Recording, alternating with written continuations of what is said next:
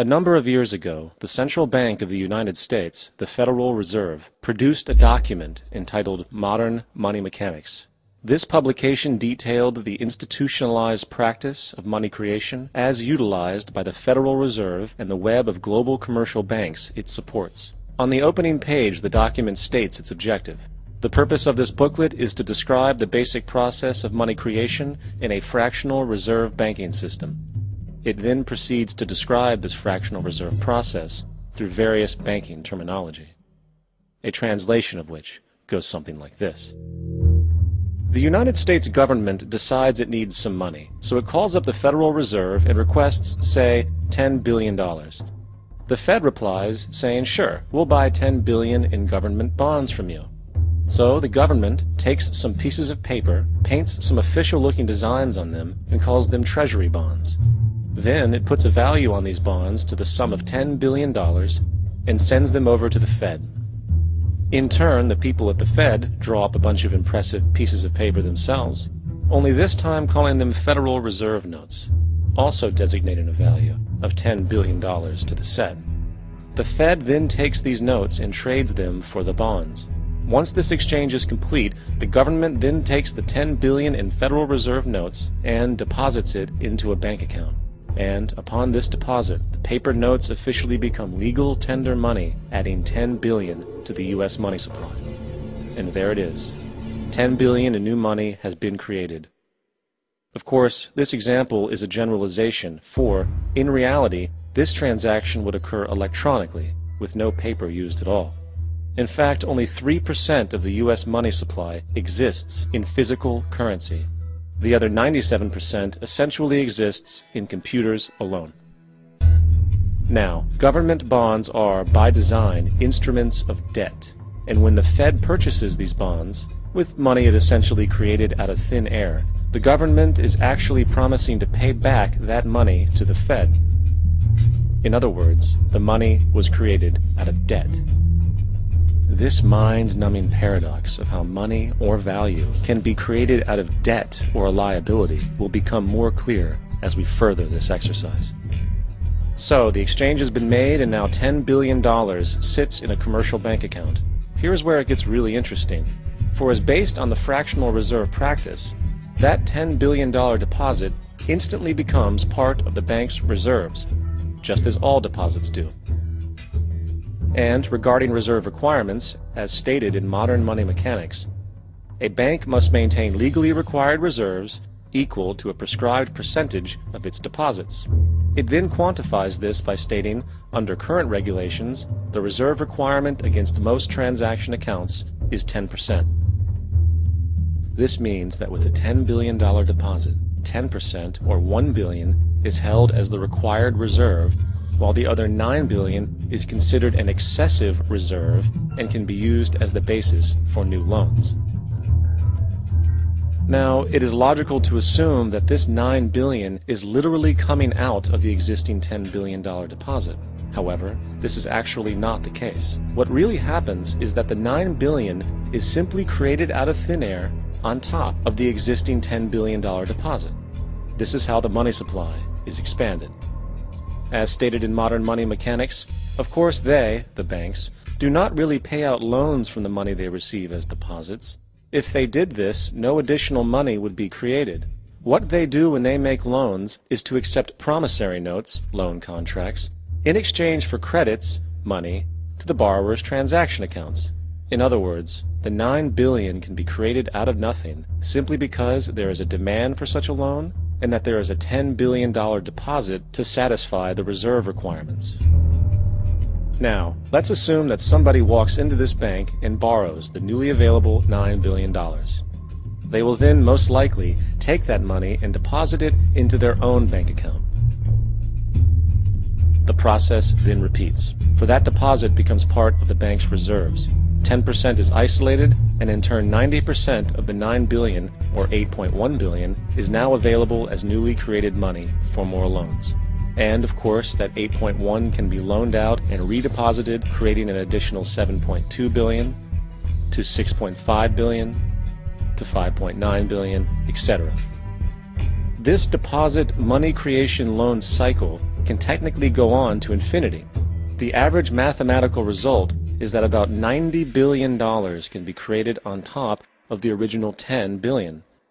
In other words, for every deposit that ever occurs in the banking system, about 9 times that amount can be created out of thin air. Money jitters? Ask the obliging Bank of America for a jar of soothing instant money, M-O-N-E-Y, in the form of a convenient personal loan. So, now that we understand how money is created by this fractional reserve banking system, a logical yet elusive question might come to mind. What is actually giving this newly created money value? The answer? The money that already exists. The new money essentially steals value from the existing money supply. For the total pool of money is being increased irrespective to demand for goods and services. And as supply and demand finds equilibrium, prices rise, diminishing the purchasing power of each individual dollar. This is generally referred to as inflation, and inflation is essentially a hidden tax on the public. What is the advice that you generally get? And that is, inflate the currency. They don't say debase the currency. They don't say devalue the currency. They don't say cheat the people who are saved. They say lower the interest rates. The real deception is when we distort the value of money. When we create money out of thin air, we have no savings, and yet there's so-called capital. So my question boils down to this: how in the world can we expect to solve the problems of inflation, that is, the increase in the supply of money, with more inflation? Of course, it can't. The fractional reserve system of monetary expansion is inherently inflationary. For the act of expanding the money supply, without there being a proportional expansion of goods and services in the economy, will always debase a currency. In fact, a quick glance at the historical values of the US dollar versus the money supply reflects this point definitively, for the inverse relationship is obvious. $1 in 1913 required $21.60 in 2007 to match value. That is a 96% devaluation since the Federal Reserve came into existence. Now, if this reality of inherent and perpetual inflation seems absurd and economically self-defeating, hold that thought, for absurdity is an understatement in regard to how our financial system really operates. For in our financial system, money is debt. And debt is money. Here is a chart of the U.S. money supply from 1950 to 2006. Here is a chart of the U.S. national debt for the same period. How interesting it is that the trends are virtually the same. For the more money there is, the more debt there is. The more debt there is, the more money there is. To put it a different way, every single dollar in your wallet is owed to somebody by somebody. For remember, the only way the money can come into existence is from loans. Therefore, if everyone in the country were able to pay off all debts, including the government, there would not be $1 in circulation.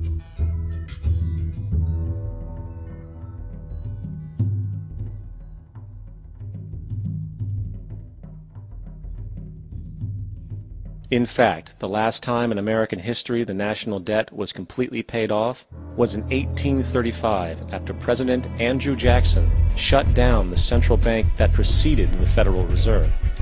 In fact, Jackson's entire political platform essentially revolved around his commitment to shut down the central bank, stating at one point, "The bold efforts the present bank has made to control the government are but premonitions of the fate that awaits the American people should they be deluded into a perpetuation of this institution or the establishment of another like it."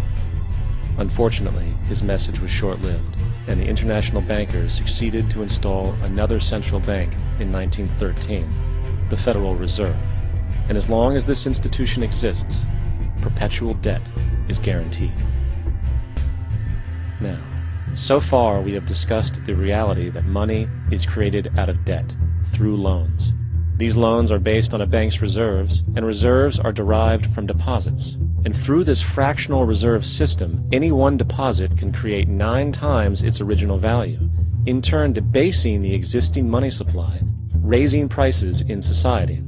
And since all this money is created out of debt and circulated randomly through commerce, people become detached from their original debt, and a disequilibrium exists where people are forced to compete for labor in order to pull enough money out of the money supply to cover their costs of living.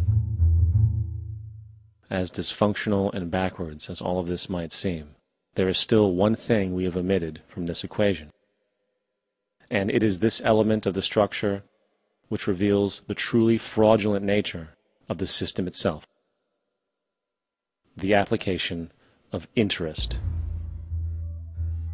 When the government borrows money from the Fed, or when a person borrows money from a bank, it almost always has to be paid back with accrued interest. In other words, almost every single dollar that exists must be eventually returned to a bank with interest paid as well.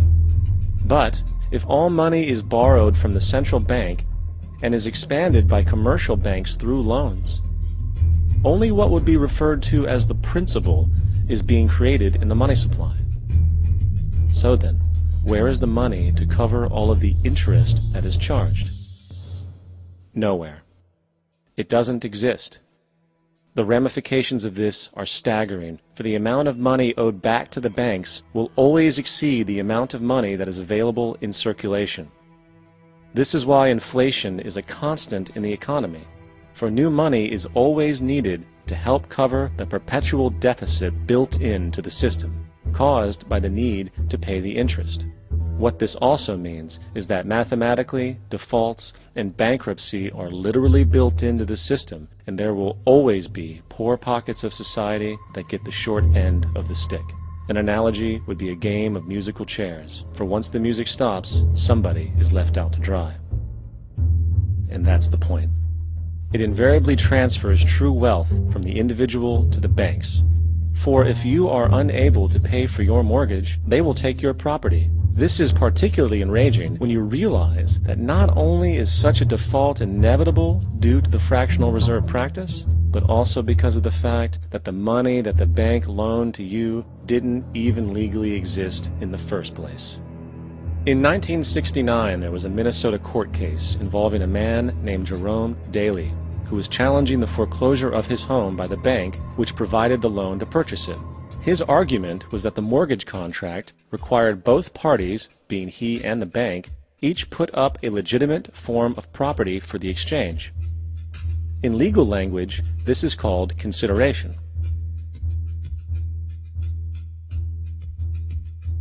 Mr. Daly explained that the money was, in fact, not the property of the bank, for it was created out of nothing as soon as the loan agreement was signed.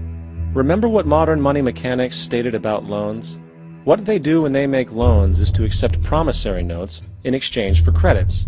Reserves are unchanged by the loan transactions, but deposit credits constitute new additions to the total deposits of the banking system. In other words, the money doesn't come out of their existing assets. The bank is simply inventing it, putting up nothing of its own, except for a theoretical liability on paper. As the court case progressed, the bank's president, Mr. Morgan, took the stand, and in the judge's personal memorandum, he recalled that the plaintiff, bank's president, admitted that, in combination with the Federal Reserve Bank, did create the money and credit upon its books by bookkeeping entry. The money and credit first came into existence when they created it. Mr. Morgan admitted that no United States law or statute existed which gave him the right to do this. A lawful consideration must exist and be tendered to support the note. The jury found that there was no lawful consideration, and I agree. He also poetically added, "Only God can create something of value out of nothing." And upon this revelation, the court rejected the bank's claim for foreclosure, and Daly kept his home. The implications of this court decision are immense. For every time you borrow money from a bank, whether it is a mortgage loan or a credit card charge, the money given to you is not only counterfeit, it is an illegitimate form of consideration, and hence voids the contract to repay, for the bank never had the money as property to begin with. Unfortunately, such legal realizations are suppressed and ignored, and the game of perpetual wealth transfer and perpetual debt continues. And this brings us to the ultimate question: why? During the American Civil War, President Lincoln bypassed the high-interest loans offered by the European banks and decided to do what the Founding Fathers advocated, which was to create an independent and inherently debt-free currency. It was called the greenback. Shortly after this measure was taken, an internal document circulated between private British and American banking interests stated, "Slavery is but the owning of labor, and carries with it the care of laborers, while the European plan is that capital shall control labor by controlling wages. This can be done by controlling the money. It will not do to allow the greenback, as we cannot control that." The fractional reserve policy perpetrated by the Federal Reserve, which has spread in practice to the great majority of banks in the world, is, in fact, a system of modern slavery.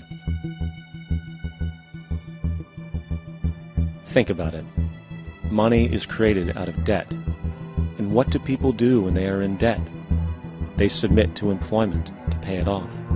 But if money can only be created out of loans, how can society ever be debt-free? It can't. And that's the point. And it is the fear of losing assets coupled with the struggle to keep up with the perpetual debt and inflation inherent in the system, compounded by the inescapable scarcity within the money supply itself, created by the interest that can never be repaid, that keeps the wage slave in line, running on the hamster wheel with millions of others, in effect powering an empire that truly benefits only the elite at the top of the pyramid. For, at the end of the day, who are you really working for? The banks. Money is created in a bank and invariably ends up in a bank. They are the true masters, along with the corporations and governments they support. Physical slavery requires people to be housed and fed. Economic slavery requires people to feed and house themselves. It is one of the most ingenious scams for social manipulation ever created, and at its core, it is an invisible war against the population. Debt is the weapon used to conquer and enslave societies, and interest is its prime ammunition. And as the majority walks around oblivious to this reality, the banks, in collusion with governments and corporations, continue to perfect and expand their tactics of economic warfare, spawning new bases, such as the World Bank and International Monetary Fund, while also inventing a new type of soldier, the birth of the economic hitman.